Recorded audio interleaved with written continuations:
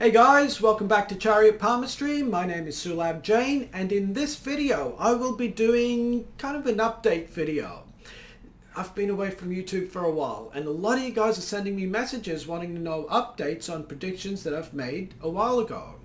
So what I thought I'd do is actually do a whole video on all of my previous updates that I haven't talked about already. I'll start out by throwing up a screenshot of a video I made, I think it was in December of 2021. I called this video the cheat sheet for the decade to come, the entire 2020s. So I thought maybe we should go through this and talk about the predictions and also where some of these are sitting at the moment. So I want to draw your attention to the very top of this screen where I talk about 2020 to 2022 as being a period of pessimism. Back at that period, we're just in the middle of the whole COVID, lockdown, crisis, chaos that was going on then. And most people thought at the time that 2022 was going to be a great year, that the markets will go up, the markets, the world will open up and everything. That didn't end up happening. The stock market actually fell by about 25% in that year. So that whole period basically was very pessimistic. After that point in 2023 onwards, things have started to shift towards optimism here. In fact, year to date, the stock market is up around about 20% so far this year. I think that general trend is going to continue up until 2026. Now, having said that, I am predicting a debt-related crash happening in the last couple months of this year. I'll update you guys closer to the date once we get to it. So there is going to be a correction in the next few months. Things are going to fall over. Then I think it's going to be more or less upwards until 2026. One thing I should point out though, Michael Burry, the guy from The Big Short, has recently shorted the entire stock market. I think it's to the tune of 1.4 billion or some crazy number like that. I think he's generally got the right idea, but he may be a little bit early to the party. Back in 2005, I think it was, he shorted the market and the market kept going up. And he put more money down in 2006 and the market kept going up as well. And if you've seen the movie The Big Short, his fund managers or his boss were basically screaming for his head that he was shorting the market at the time that it was going up. But he put more and more money down to cover his short position. What ended up happening is in 07, 08, 09, he made out like a bandit. He was correct in his analysis, but I think his timing was off by about 2 years. And I think that's going to be the case over here as well. He's got the right idea that I think eventually the market's going to go down. He could be a little early though. And that's my segue into my next prediction, that at the end of 2026 to 2027, there's going to be a major financial calamity that hits the world. It's probably going to be the worst financial crisis of our lifetimes. And if you've lived through the GFC, if you've lived through the COVID crash and the European bond market crash, this is going to be worse than that. So we got to brace for that, but we got a few years before we really need to start preparing for it.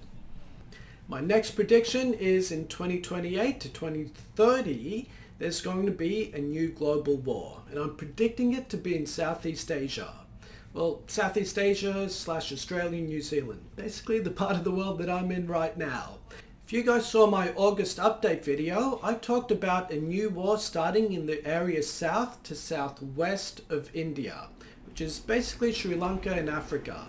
And it looks like things are kicking off over there in Niger at the moment. There's actual talk of war about to start after a military coup. For the next 2 to 3 years, that whole area is going to be unstable. Remember, Africa and Sri Lanka, that general region. After that period in 2028, the conflict energy is going to shift into Southeast Asia, meaning southeast of India. And it looks like that's going to be a pretty bad one too, especially seeing how it's going to come after a financial crash. So that's basically the gist of the whole decade. It's going to start out with pessimism and end in calamity, which isn't very good. But there is a ray of hope over here. So let's go through some of the predictions that I've been making about specific markets and how I think that is going to pan out. So my first prediction is of a housing bubble taking place from 2021 to 2026. And when I made this video, people thought the housing market would actually crash, that interest rates were going up and that would negatively affect house prices. That hasn't actually happened. In most countries, real estate prices are going up through the roof. They were unaffordable before COVID, and it's even worse right now, even with higher interest rates. Now, in some specific places and markets, the prices are actually coming down, like commercial real estate isn't doing very good right now, and that Chinese company Evergrande actually filed for bankruptcy a little while ago too. So there are specific pockets of the market that are going down, but I predict it's actually going to go up and keep going up for the next couple of years, even though it's unaffordable for most reasonable people right now. Now, I've been talking to a lot of you guys in the comment section, and you've been telling me that you're desperate to buy a house, but it's so unaffordable right now. Unfortunately, I think the prices are actually going to keep going up, which means if it's unaffordable now, over the next 2 to 3 years, it's going to get even worse. But keep in mind, whatever bubble goes up has to deflate and it has to come right back down again. So if you're willing to be patient for a few years and survive what I think is coming real estate craziness, you should still be able to get a house. So I think my call for a housing bubble is pretty much on target at the moment. My next prediction about a crypto bubble has been wrong. Very wrong, in fact embarrassingly wrong, and I got to apologize to a lot of you guys about this. I had a pretty good track record with predicting crypto price movements up until about 2021, roughly when Rahu left Taurus and moved into Aries, I think it was. Since then, I've been on the wrong side of crypto. Every time I think it's going to go up, it goes down. Every time I think it's going to go down, it ends up going up. So I'm going to sort of sit back over the next couple of weeks or months and reevaluate my methodology. I've basically been using Rahu as a sort of key trigger for crypto.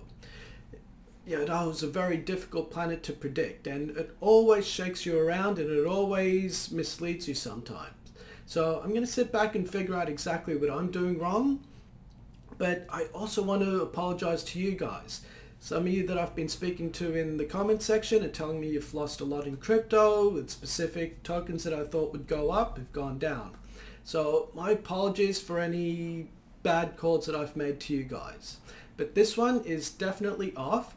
However, I don't think crypto is going to stay down forever. It eventually will turn into a bubble. And just like the internet 2 decades ago, crypto is going to be a big part of our future over the coming decade. In fact, by the end of this decade, in 2030, it's very, very likely that crypto will be a mainstream part of the economy. So depending on if you guys are patient and willing to wait around long enough, it will eventually pay out. My next prediction is a gold and silver bubble from April 2022 to 2026. And this one hasn't actually panned out just yet. Gold to silver has more or less been going sideways over this period of time so far. But I don't think it's going to stay in like this sideways movement for long. It should start pumping up, hopefully on the other side of this debt-related crash that's going to be coming around pretty soon. The next prediction was a stock market bubble going on from April 2022 to 2026. And again, this has been more or less sideways for generally this period of time. It's gone down a bit, it's gone up a bit, but no major movements. I think the next move is up, but keep in mind that there is going to be what I believe is a correction in the last couple months of this year. A pretty bad one too. After that point, it's off to the races for the next few years. Now, that could be because of inflation, it could be because of more money printing, or the Fed trying to save the banks, or whatever goes on at that point, as opposed to fundamental business improvement. But just keep an eye on the stock market. It should be going up for the next few years. My next prediction was an AI tech bubble taking place. And I'm pretty sure I hit the nail on the head on this one. AI is basically everywhere right now, especially since ChatGPT went live at the beginning of 2023. But if you follow the trend all the way back, it started around about the middle of 2022. So all these tech companies that use buzzwords with AI and all that, they're doing incredibly well. Unfortunately, I've even spoken to a couple of you guys who have lost your jobs already because of AI. I think this disruption is going to continue for the next couple of years. Now, in my video, I said that this bubble is going to end in 2023. I'd actually like to extend that date by a couple more months. What I think is going to happen is in 2024, there's going to be a correction in some of these tech stocks, these AI tech stocks. And it's going to go up a bit, and then in about November time, when Jupiter leaves Aries and moves into Taurus, that's when it's going to start to deflate. So a lot of money will be pulled out of AI, I think, in one of those two time frames. So just be cautious. You are riding a bubble if you're in that sector already. Now, just like crypto, I think AI is going to be with us for the long term. At the end of this decade, there's going to be more AI than there is right now. Just same with crypto. So if you're in it for the long term, I think it's still a good play here. My next prediction was on the rise of India. And this one has generally been right too. India is in its golden age, I believe. In fact, I posted a video about this before, I think it was in the middle of 2020 or 2021 or something like that. I think India started its golden age in that period of time. And what you're going to notice over the next few years, more and more people talking about India and Indians.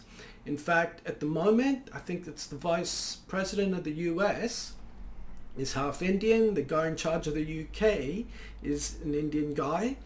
Now, I was reading an article somewhere that said about 30 of the world leaders are actually of Indian origin. India has also recently become the world's biggest population, and you're also going to notice that there's a disproportionate number of Indian CEOs in high tech companies and high-level positions all around the world.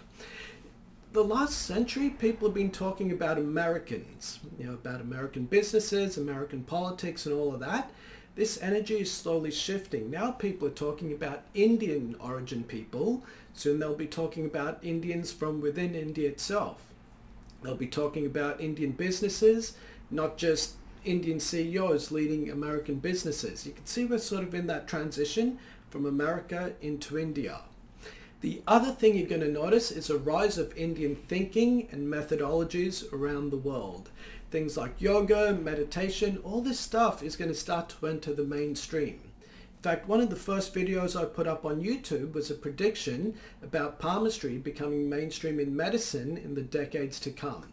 And back about 5 or 10 years ago when I was doing my PhD, I was studying childhood trauma and how it produces lines on the hands. So I was combining psychology with palmistry.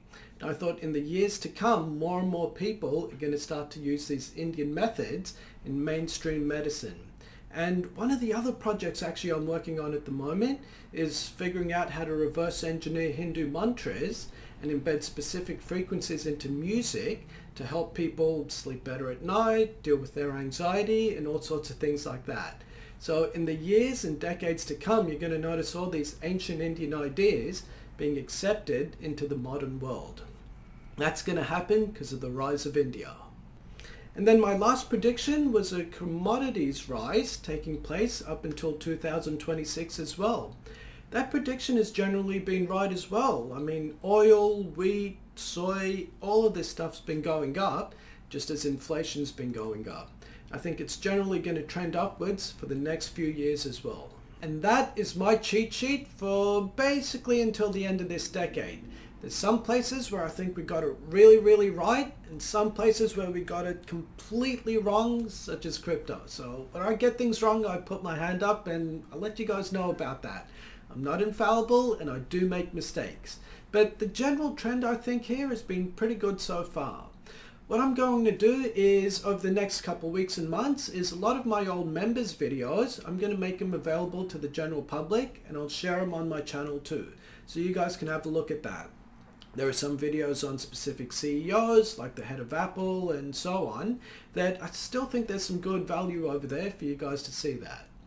Alright guys, that's the end of this video. If you have any questions, please put them in the comment section below. Thanks a lot.